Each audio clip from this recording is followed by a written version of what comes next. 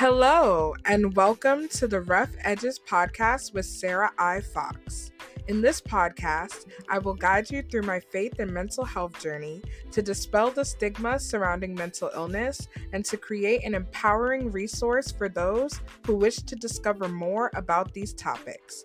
I pray that this podcast will not only bless you, but that it will bring growth and healing to our communities.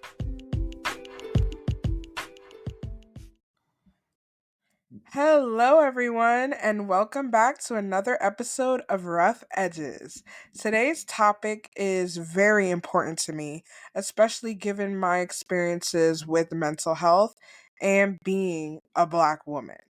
Today's episode is going to be covering what it means to dismantle the strong Black woman. But before we get into today's topic, I want to talk about the highs and lows for the week. So let's start with the lows. The low is that my sleeping routine needs a lot of work. And I say that because lately I haven't really been getting a lot of sleep, and it's something that's been having a severe effect on my mental health. Like, I've been more exhausted lately. I've also been pretty irritable, and just overall, I think I'm going through a phase of hypomania, and it's all because of my sleeping routine. So that's something I definitely need to work on in the upcoming weeks, but it's been a huge hindrance to my progress so far. Now for the highs. The high for this week was definitely me connecting with my clients more at work. And for those of you who don't know, I am a case manager for the supervised release program in Brooklyn. And I have been working with a wide variety of people who have had justice involvement. And this job has been such a blessing so far because not only do I get to help people who are dealing with criminal justice, but also people who have a wide variety of services that they need. And just this week, I've had a couple of participants tell me that they have loved working with me, and also they feel like they can connect and talk with me, and they've been able to just not only work on the things that they need for support in their life, but they've also had a good time in getting to share their issues and also getting to have these services play a major role in their progress in their lives. So it's really touching to hear that there are people out there who appreciate the services that I try to give to them, and also the connections I've been able to make in this job so far. So, after the highs and lows, I really want to get into what it means to be a strong Black woman and what were the origins of that stereotype.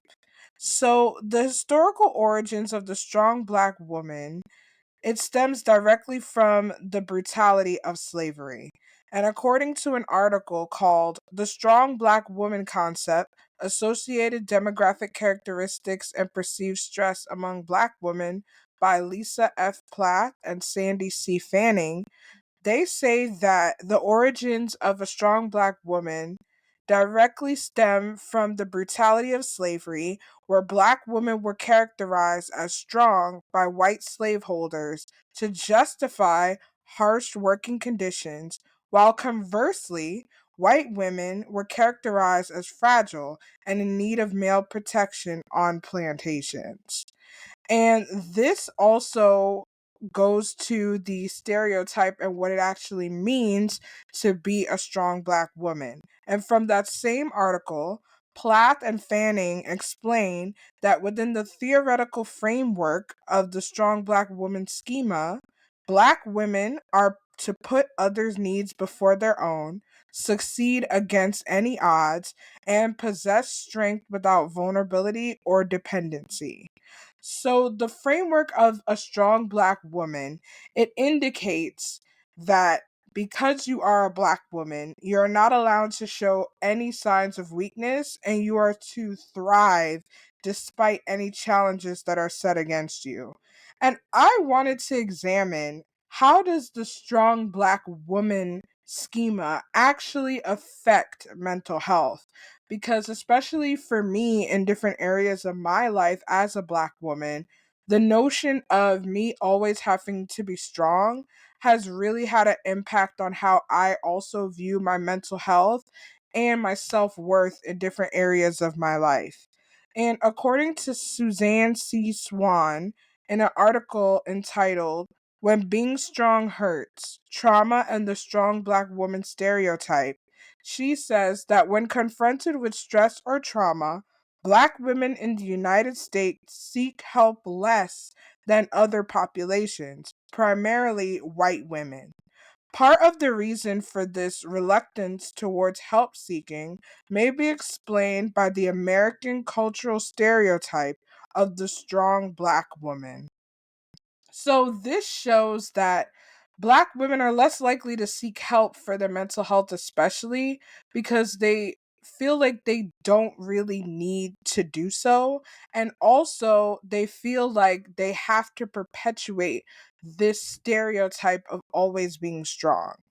And I want to also examine the different ways that being a strong Black woman could show up in my own life. And the first aspect I want to look at is cultural expectations. In my culture, especially growing up in a household where I had Caribbean parents, my mom is from Grenada and my dad is from Aruba. And I also grew up in a Christian household where faith was the primary source of a lot of my tenacity. I was expected to be strong, and not only be strong, but to use that avenue of faith to be the primary source of my own strength. And a lot of the times, especially in the Black community, we are often taught in our households that we need to be free of weakness and anything to bring us down. Like, if we had any type of challenges, we were expected to get over it or move forward, or don't let other people see you buckle under the pressure, because we weren't really allowed to show vulnerability and other weaknesses. So, in the cultural aspect of being a strong Black woman, I was always expected to support myself and always hold everything down, because I wasn't really allowed to show that level of vulnerability and weakness, especially when it came to my mental health. The next area that I want to look at is my professional and academic life. In line with being a strong Black woman, I was always taught to excel. And everybody is really taught to excel in their own households. But as a Black woman, I was told to work twice, sometimes three times as hard as my peers just to have my own achievements. Like, it wasn't enough for me to get awards like the other kids. I had to be exceptional in everything that I did, because if I didn't, then I wouldn't be able to have any type of success. And that meant that there were often times where I had to put my mental health on the back burner just because I wanted to achieve all that there is to achieve in my academic life as well as my professional life. And that could also cause me to experience a lot of burnout, because I wasn't prioritizing my own needs, but instead I was beholden to the expectations and the needs of others, especially in my job. The next area that I want to look at is social life, or my relationships and my friendships. And this area comes up a lot because in being a strong Black woman, you are not expected to be vulnerable. You're always expected to be the one that gives. You're the supportive friend, you're the strong friend. So you wouldn't really show signs of weakness in your relationships. And this comes up for me in my friendships a lot, especially because I don't really want to be seen as the needy one or the one that always is asking for help, or, the one that is always vulnerable. So I present myself as the one that could fix the problem and the one that you can come to me with your issues. But I rarely ever talk about a lot of my issues with my friends, and not only friends, but this could show up in mentorship relationships. This could also show up in familial relationships, because I believe sometimes that I have to bear my own burdens and bear the brunt of a lot of my challenges, because I could not be in a position of being quote unquote weak or vulnerable in those aspects. So most of the time, I try to put myself in a position where I am the giver and I'm helping everybody else, but I'm not allowing others to help me, because I don't want to be in a place of vulnerability. Because I have to be the strong friend who is able to bear everybody else's burdens instead of them being able to bear my own. The next area that I want to look at is my mental health. So, before I got diagnosed with bipolar disorder, my mental health was definitely not in my top 5 priorities. Like, I did not take into account how my mental health is affecting everything else in my life. And that meant I wasn't really seeking therapy, and I did not want to take medication at all. And this really came to a head when I was in college, because that was really the first time that I actually sought therapy, because the circumstances of my life were a little too overwhelming for me. So I realized that I needed help, especially because I was dealing with severe depression, irritability, and I just felt very overwhelmed by everything that was going on around me. And I knew that I needed help, but I hesitated to seek help because there was that stigma in the back of my mind of going to therapy is a sign of weakness, and having to talk to somebody else about your issues, that is a sign that you are no longer a strong person, and that you needed to seek the assistance of a third party to help you with an issue that you should have been able to help yourself with. And even in therapy, there were certain moments where my therapist would recommend that I seek a psychiatrist, because she saw symptoms that I was dealing with a mood disorder from way back when, and she recommended that I see a psychiatrist so I could get more clarity on what I was dealing with. And instead of me actually going to seek more answers for my situation, I decided not to do that, because I didn't want to have to get a diagnosis, to get medication.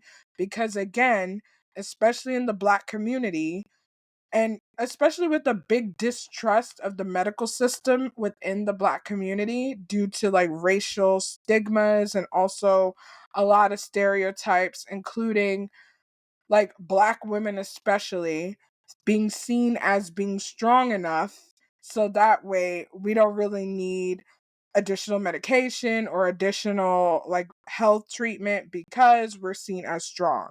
And that is a whole nother topic, especially like in the medical field as it relates to the Black community.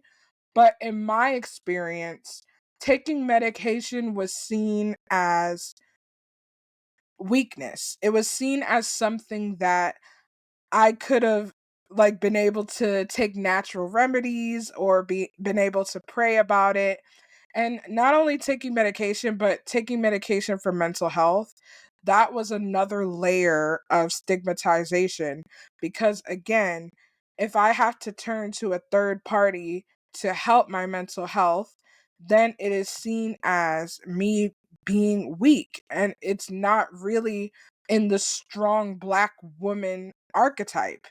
Because being a strong Black woman is often seen as you being able to take care of yourself. And if I'm depending on medication or a therapist or a psychiatrist, it not only looks as if I am quote unquote crazy because I have a mental health issue, it is also seen as me being weak or unable to take care of myself, because I need these extra support to help my mental health. Another aspect I want to look at is the spiritual life and my faith and how it relates to me playing into the strong black woman stereotype. So, faith is something that is very important to me, and it is also the lifeblood of my experiences, especially in dealing with mental health. And for a long time, I grew up in a Christian home where faith was the primary source of strength. And so if I had any other like help or additional resources to help me get through something, it meant that my faith wasn't strong enough. And it meant that I had a weakness because I didn't solely rely on God for help. And this is something that I even now I still have to contend with, especially in dealing with my mental health, is to learn that just because I may need a therapist or I may need medication for my mental health, that doesn't mean that my faith is any less. And it doesn't mean that God is disappointed in me for having to need extra help. But I didn't really see it that way because I was buying into being a strong black woman. And when you're a strong black woman, especially a woman of faith, your faith is your source of strength and is the only thing that is able to get you through. And so when you need other things outside of that to help you get through, then it's really seen as you're lacking faith or that you don't trust God to be able to provide for your need.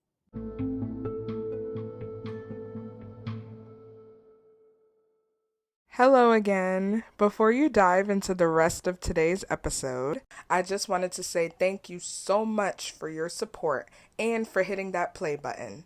If you want to expand on that support, here are 3 ways that you can do so. 1. Leave a review. If anything in today's episode resonated with you, or you want to share how the podcast changed your life, you can do so by leaving a review on Apple Podcasts or Podchaser. 2. Check out our shop. The Rough Edges shop is a faith-based, women of color owned online shop where you can get a variety of products from tote bags, journals, t-shirts, crew necks, and more. 20% of the proceeds go to a mental health organization. So check it out at roughedgespodcast.com/shop. 3. Connect on social media. Rough Edges is on a variety of social media platforms, including Instagram, Facebook, TikTok, and more. If you want to connect outside of listening to the podcast episodes, you can do so on those platforms.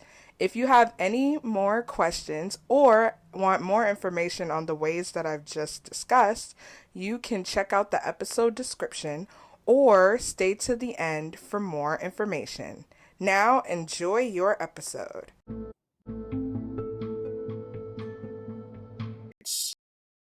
And lastly, I want to explore my core beliefs as it relates to being a strong black woman.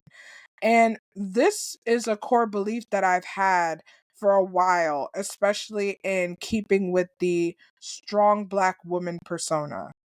I've often believed that vulnerability is a weakness, and it's not enough for me just to exist, but I needed to perform to the best of my capabilities at all times.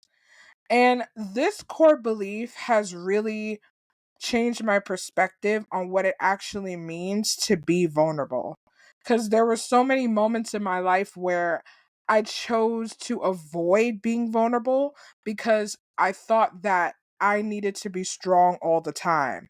And I also thought that my performance was a metric for my self worth and for my success as a human being. Like, if I wasn't performing, then it would have been like I wouldn't be enough if I didn't perform all the time. And so that is a core belief that is shaped by me wanting to be strong all the time and me wanting to perpetuate that strong black woman persona because I didn't want to show any weakness or be in a state of vulnerability. Now, in light of all of these things and how being a strong Black woman affected my life, I want to look at some lessons that I learned in dismantling the strong Black woman stereotype. And the first lesson that I learned is vulnerability is my greatest strength. And going back to like my relationships and how I navigated my friendships, I learned that the real test of trust is not when I'm holding everything together, but the real test of trust is asking for help. You really know who your friends are and who is in your corner when you get to a place where you could be vulnerable and ask other people for help. And this is something that I'm still working through because I have always been the type of person, again, to be the giver. Like, I've never or rarely have I ever allowed myself to be in a position where I was asking for help. And more lately, I'm realizing that vulnerability allows our relationships to be stronger. And vulnerability also allows you to offer up a piece of yourself that you have been holding so close to the chest. And there is a blessing in being vulnerable because it not only allows you to share those burdens with people that you can trust, but it also gives them an opportunity to help you and be blessed by offering you that support. So, vulnerability is my greatest strength, and I don't have to have it all together all of the time because when I allow myself to be vulnerable, I can receive the blessing of getting that support from people that I love and care about. The second lesson that I learned is that God's grace is sufficient for me. There is a verse in the Bible in 2 Corinthians chapter 12 verse 9, and it says, "But he said to me, my grace is sufficient for you, for my power is made perfect in weakness. Therefore I will boast all the more gladly of my weaknesses, so that the power of Christ may rest upon me." And to give context to this verse, this is the Apostle Paul talking, and in that passage of scripture, the Apostle Paul was facing a very devastating situation. He described it as a thorn in his side. And he prayed 3 times for God to remove that thorn from his side, to take away that situation that was giving him devastation. And God answered him and told him that my grace is sufficient for you. My power is made perfect in weakness. And this is something that I am learning right now in knowing how to balance faith and mental health. Because while, yes, God is sufficient and He is more than enough for me, that does not mean that me seeking additional support is wrong or indicates a lack of faith. This verse shows that no matter what I'm going through and no matter how hard life gets, God's grace is enough to keep me going, and His grace is enough to get me through some very difficult situations.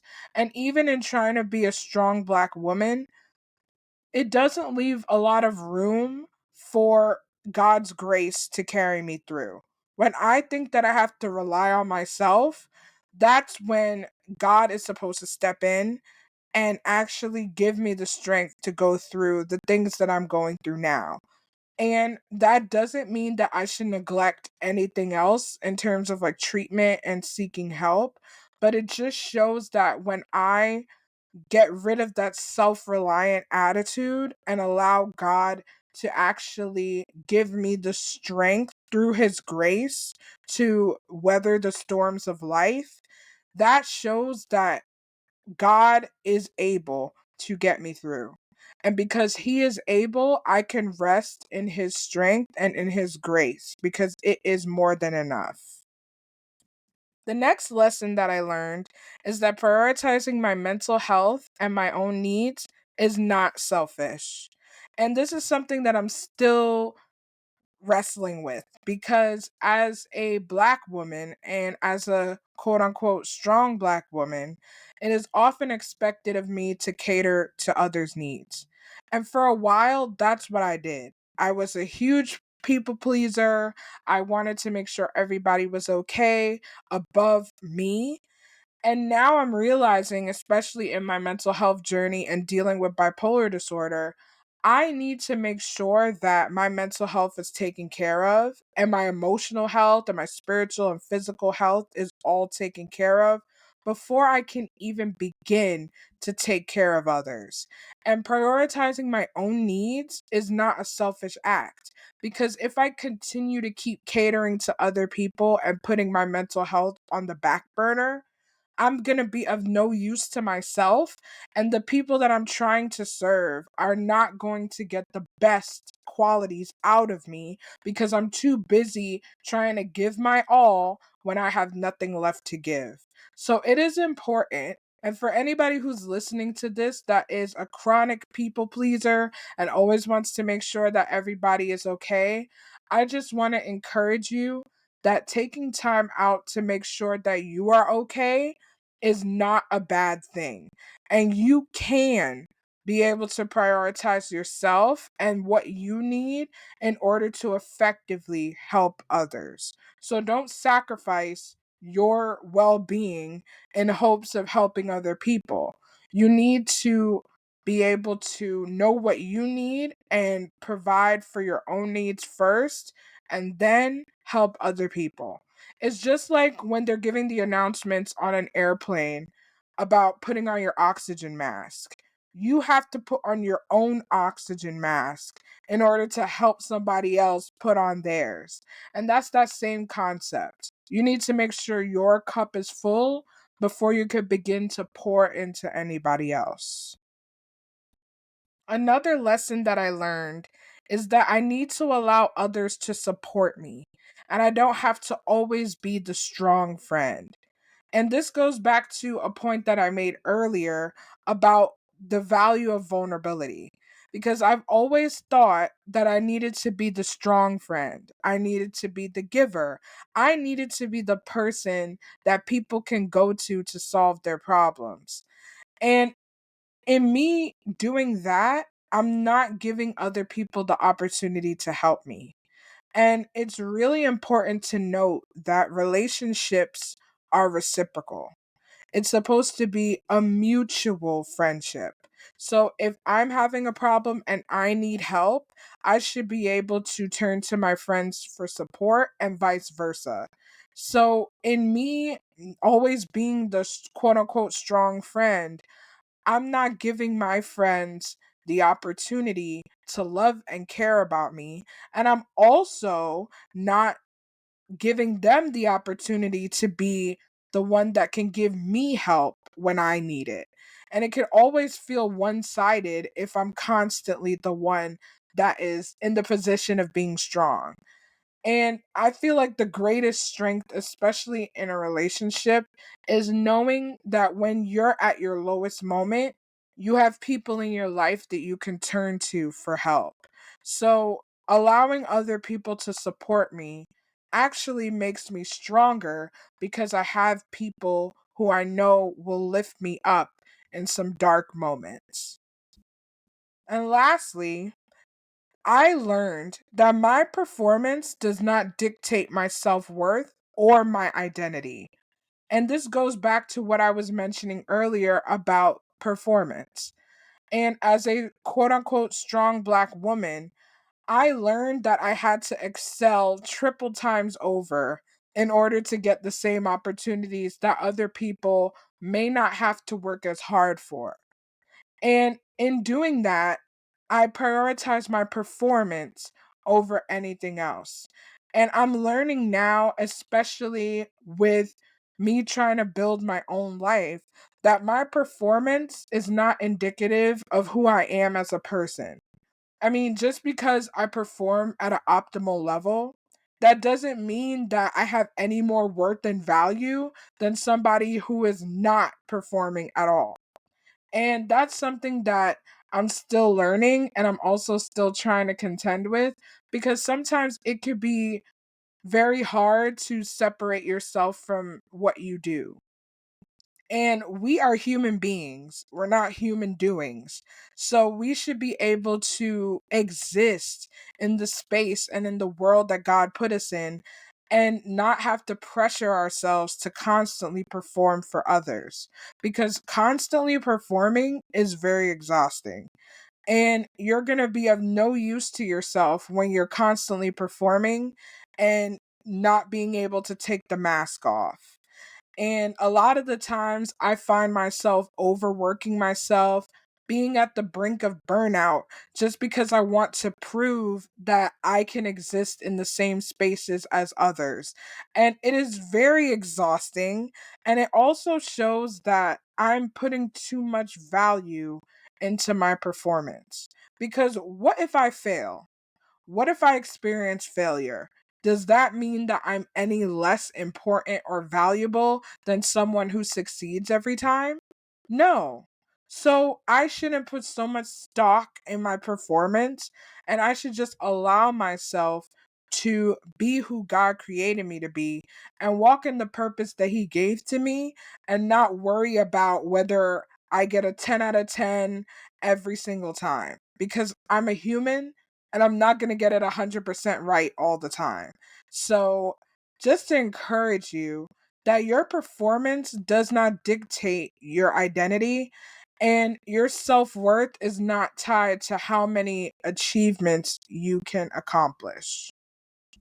I want to leave you with a quote from Maya Angelou. And this is a quote that has helped me to really put into perspective who I want to be as a woman, and not just a Black woman, but a woman of faith. And this quote says, "You alone are enough. You have nothing to prove to anybody."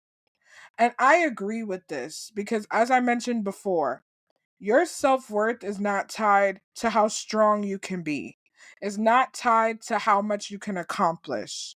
Being a strong Black woman or a strong person does not mean that you have to sacrifice your own needs just to prop up this persona of being strong. You alone are enough, and your needs are enough, and you being vulnerable is your greatest strength. So I hope this episode really encouraged you, especially if you are a Black woman listening to this.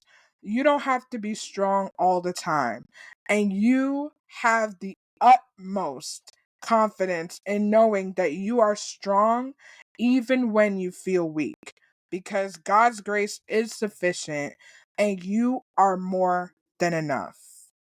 So I hope you enjoyed this episode. Thank you so much for listening, and stay tuned to more empowering episodes on Rough Edges. Thank you for listening to another episode of the Rough Edges podcast with Sarah I. Fox. If you want more updates on the podcast, you can follow on Instagram at rough.edges.podcast, or you can visit the official podcast website at roughedgespodcast.com. Thanks again for listening and have a wonderful day.